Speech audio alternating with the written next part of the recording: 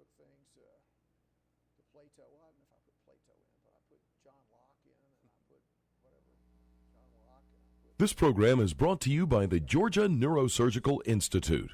For over 50 years, rendering neurosurgical care to patients of all social conditions, treating complicated problems involving the brain, spine, spinal cord, and peripheral nerves, endeavoring to encourage quality care, medical research, innovation, and education on a local, national, and international basis.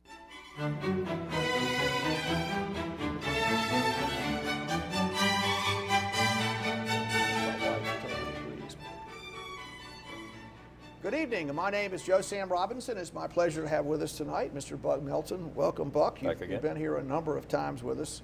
And we've talked about many things, cabbages and kings. And we generally center a lot on the Constitution and the courts and the way the Constitution protects us in our difficult world. And one of the things that happens is the way that federal judges are approved. And there's been a recent extraordinary event that's taken place in the American Senate. Maybe you could talk a little bit about that and how that interacts with our whole culture. Well, I think it's a major change, and it puts me a bit in the mind of the British Constitution. Of course, the United States Constitution, people think of that as this 4-page document being written in 1787, and that's all of it. Whereas the British Constitution is this thing that evolves and changes over time. There's a little aspect of that to the American Constitution as well, and an example of what's happened in the Senate is one of them, the filibuster. The idea is that the Senate is what's often called the world's greatest deliberative body. The election in the Senate, you have senators serving 6-year terms. There are not that many of them.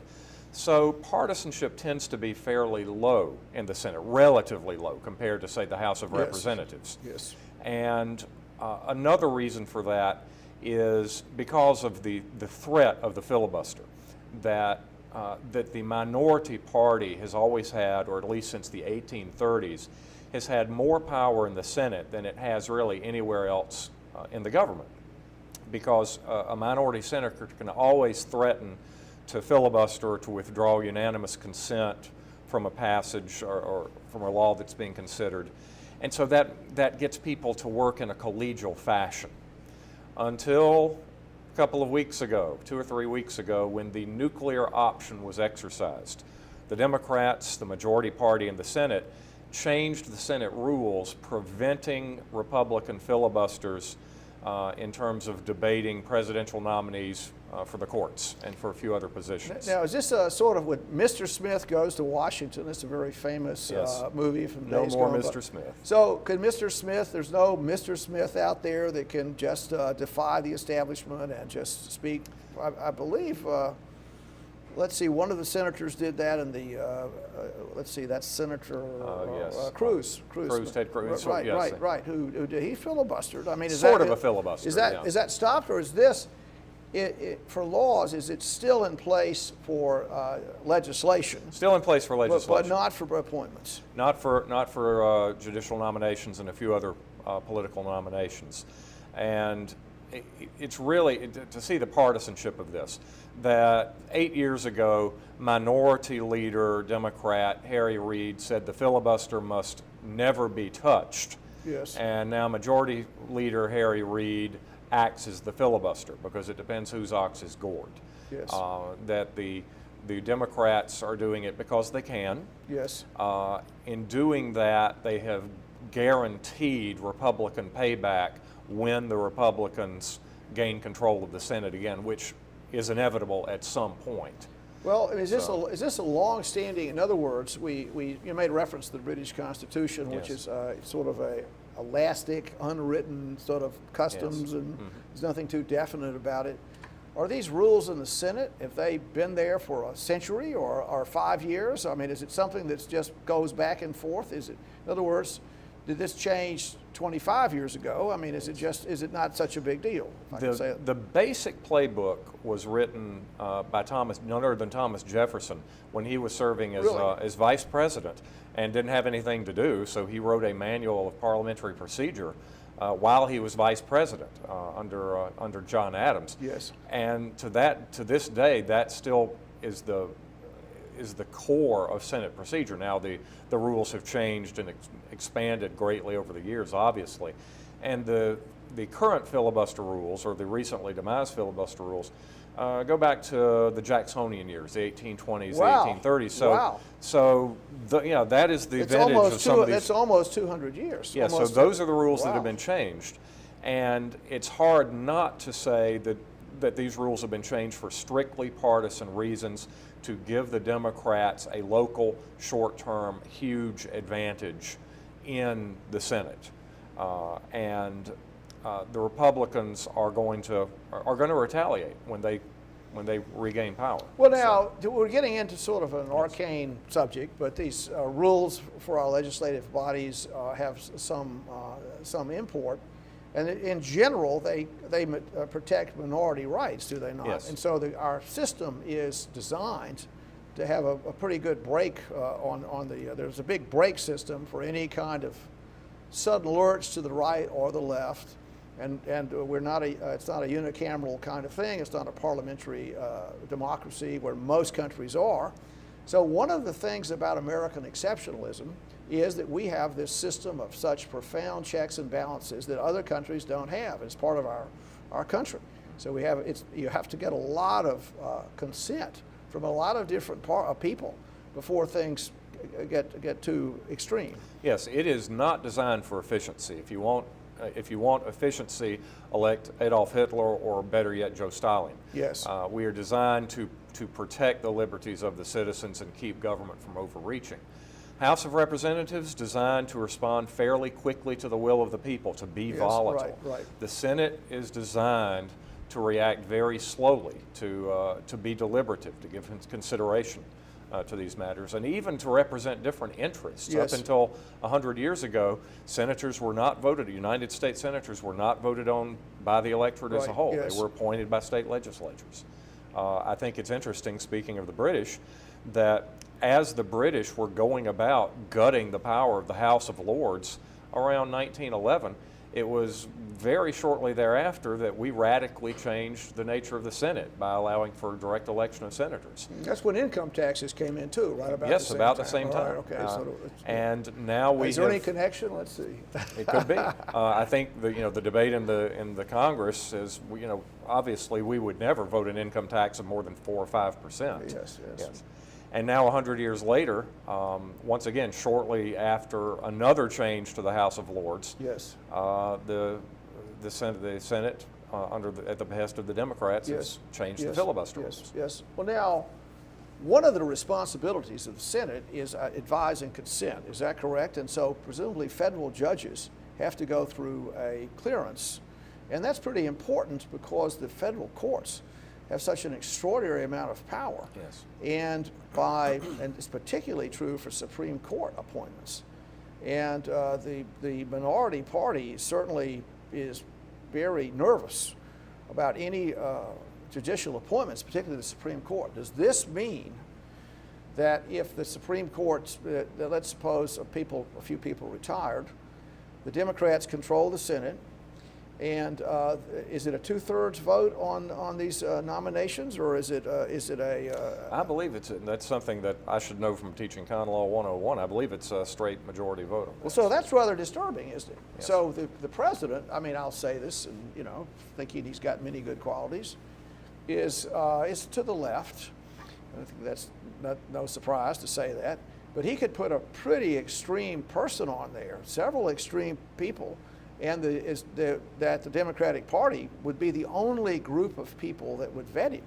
There would be only one vetting process going on. Presumably the Republicans would have the ability to expose shortcomings, but the system is really making it much, much easier to put on partisan judges. Is that a fair statement? Yes, that's essentially what this change means.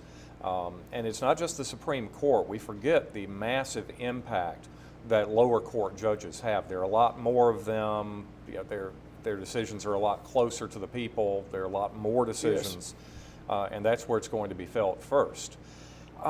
Interesting points to consider that that up until Vietnam and Watergate, that dreadful, dreadful 1-2 punch Yes. of the late 60s and 70s, you had in this country for many, many years what a lot of people call the liberal consensus, a slightly left of center, progressive approach to government, and general agreement between the parties. All the major social legislation, Social Security, Yes. Medicare, Medicaid, broad bipartisan support. Then you get Vietnam that shows that the Democrats are completely incompetent, and Watergate that shows the Republicans are a bunch of crooks. From that point on, the parties begin to become much more polarized. They're much more in the control of extremists. The saving grace has been, during almost all of that time, the Supreme Court has managed to maintain this tension, almost perfectly evenly divided between liberal and conservative wings. Now, with a couple of the justices in poor health and getting old, you've got the ability essentially to pack the court with the left, to upset that balance on the court. Do you think that's what all this is about? And we've got these elderly judges. There's President Obama has a couple of years left in office. Mm-hmm. There's a substantial chance. I mean, many of them are in quite ill health. I mean, as far as I know, they're really very elderly and sickly. Yes. It'd be very, very. It would not be unusual at all for several to basically just resign. And were that to happen, if the president had the ability to put in some people pretty far to the left, the whole country would be something that would last for decades. Yes. And it's a big, huge deal. It is arguably one of the longest term impacts a president can have is who he chooses to sit on the federal courts and especially the Supreme Court. And it's just been a luck of the draw that no president has been able to put in a game-changing slate of judges. The Republicans have tended to put in judges that are not representative right-wing. Scalia, Alito, John Roberts, they tend to be fairly conservative, but they've also put in an Anthony Kennedy, a Sandra Day O'Connor, who have tended to move left. Quite far left. Yeah, you really see the polarization of judicial appointments go back to Robert Bork. Yes. Robert Bork, very solid conservative record, very well-known jurist, having served on the D.C. Circuit for many years. And it became perfectly clear to the Democrats that if Bork were confirmed, that the Supreme Court would likely overturn Roe versus Wade. And so at that point, they nixed Bork just on that basis, and now it's called Borking someone. Yes. And so the process has been extremely political since then, and the change in the filibuster rules has drawn the minority party, in this case the Republican Party's teeth on that. We've had conversations about the way our government works, and I've cried out for integrity, of whatever my lonely voice is. And I think people believe the judicial branch has a lot of integrity attached to it. But is it getting so politicized that, the comment, at least a person would want to become a judge with the idea that he could then put his viewpoints, he could, in effect, he could have the power to change the country, and has made deals under the table with different kinds of constituencies to get the appointment. So it might be a very bright law professor somewhere. Yes. He's a bright guy, and he wants to put his ideas in practice, and he's made friends with different political interests. And the deal is out there. We're going to put you in with the idea that, as the quid pro quo, you can presumably do something. Whatever it is. You give Congress more power, give the president more power, do something. Yes, I don't think it's as crass as that. I do, actually making political deals. I do think you see people tending to position themselves within certain constituencies. The ACLU, for instance, Ruth Bader Ginsburg being one of those, in the hopes of catching the eye of a president or someone who could recommend you to the president, and that's where judicial activism comes in. And activism can be either conservative activism or liberal activism. These days it tends to be somewhat more liberal. But activism is essentially writing your opinions on the basis of what you think the law ought to be as opposed to what the law is. Yes. And of course, if you look at it that way, you're always going to be right. I mean, Yes. the law is always going to agree with you. Right. And I think that's the danger of judicial activism, because you talk of a government of laws and not of men. Activism is not that. Right, So. right. You mentioned earlier, en passant, Franklin Roosevelt packing the court. Yes. So the idea was that he thought the court was hindering the New Deal. He was going to get going to add some people to the Supreme Court, and then put his guys in. Is that still a possibility? There's no reason that we have just 9 justices. Is that correct? I mean, how would it happen that if someone said, well, I'm going to add two more guys? Yes. I mean, and how would that Yes. work? Would it Well, require law? Could it be an executive decision? Well, there's court packing and there's court packing. That Roosevelt attempted actually to have Congress pass a law increasing the size of the Supreme Court, which you're right, it absolutely can be done. That's not a constitutional Yes. matter. The court has been as low as 6 and as high as 10. It's been 9 for the last 150 years. Roosevelt got slapped down hard for proposing that, and lost a lot of prestige. But what a lot of people don't realize is he packed the court anyway, because in the 3 or 4 years after the failure of the 1938 court packing plan, several judges died or retired, Yes. and Roosevelt put in very pro-New Deal judges anyway. And so by 1942 or 1943, he had a court that was essentially a New Deal yes man, Yes. just by the luck of the draw, who retired and who died. It didn't require any congressional law whatsoever. Let me ask you this question. We've had discussions about the power of the executive and keeping things in sort of tandem balance. But could the president just say, I've decided to appoint a few people here, and the court now has 12 people on it. I've decided there are going to be 12 people. Here's some nominees, and is that legal? Is that possible? I think that would be too blatant. Now the But president, is it illegal? yes. I mean, in other words, does the executive have the power to say, well, you could say another way. I mean, apparently this has happened. I'd like to, there's too much work out there. I want to add another 100 judges. Yes.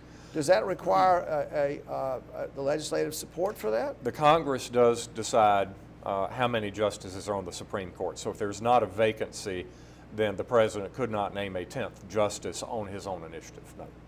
So that would take Congress would actually have to create the 10th seat.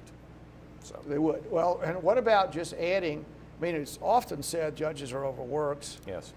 And let's discuss that possibly. If you have it divided right now, maybe a judge is overworked. Maybe there's not enough judges to do a particular thing. So that could Congress do something about that? I mean, Yes, Congress could expand the number of federal judgeships, and of course, since the filibuster is gone, it could be packed with left-leaning judges. Well, Bucky, once again, we've had a spirited conversation in our too brief time here about some of the issues affecting the country. So thank you so much for coming. We'll have Thank some you. more conversations. Thank you.